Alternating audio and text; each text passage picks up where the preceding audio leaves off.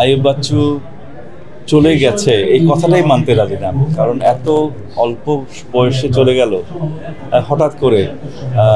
এটা আসলে এখন আমি বিশ্বাস করতে পারছি না। দেখতে দেখতে 60 বছর প্রায় শেষ চলে গেল, যে এইভাবে সময়গুলো চলে যায়।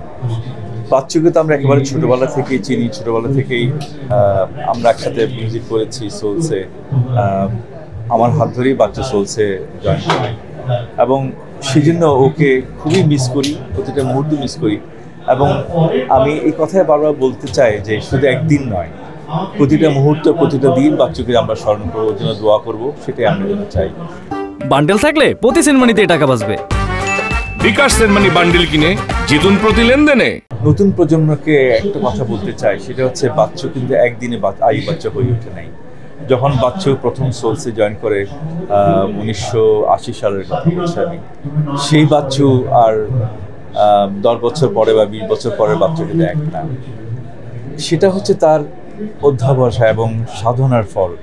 অসম্ভব সিরিয়াস ছিল মিউজিক নিয়ে, এবং গিটার, আমি বলবো গিটার নিয়ে সে ঘুমাতো, গিটার নিয়ে সে ভাত খেত, সারাক্ষণ সে গিটার আছে ওর সাথে। এই যে তার ডেডিকেশন, এই যে তার প্যাশন মিউজিকের প্রতি, গিটারের প্রতি স্পেশালি, এটা মানে না দেখলে বিশ্বাস করা যায় না আসলে। কারণ আমরা যেহেতু ওকে খুব কাছ থেকে দেখেছি, সেজন্য শেয়ার করতে চাই এই প্রজন্মের কাছে। সেই সুবাদে আমি এটাও বলতে চাই যে স্টার হওয়া খুব সোজা, এবং রাতারাতি মানুষ স্টার হতে পারে। সত্যিকার অর্থে শিল্পী হওয়া বা আইয়ুব বাচ্চু হওয়া কিন্তু এত সোজা না। এবং সেই জন্য বলবো যে সাধনার কোনো বিকল্প নেই, এবং মিউজিকের শর্টকাট বলে কিছু নেই, সাধনা করতে হবে। এবং বাচ্চুকে যদি আমরা সত্যিকার অর্থে ভালোবাসতে চাই, সত্যিকার অর্থে মনে রাখতে চাই, তাহলে তার কাজগুলোকে আমাদের মনে রাখতে হবে, তার সৃষ্টিগুলোকে আমাদের ধারণ করতে হবে।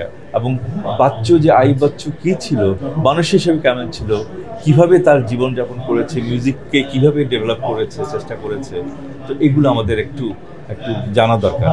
এই জন্য আমি নতুন প্রজন্মের কাছে অনুরোধ করব যেন বাচ্চুকে নিয়ে শুধু সে not as a guitarist, not as a musician, একজন মানুষ হিসেবে কীভাবে সে এতদিন জীবনযাপন করেছে, সেটাও যেন একটু মাথায় রাখে। কারণ অসাধারণ একজন মানুষ ছিলেন, মায়ের প্রতি ভালোবাসা, এটা না দেখলে বিশ্বাস করা যায় না। তো এইগুলো সব কিছু মিলিয়ে বাচ্চুকে আসলে আমি কি বলবো, আমি আসলে খুবই মিস করছি এই মুহূর্তে।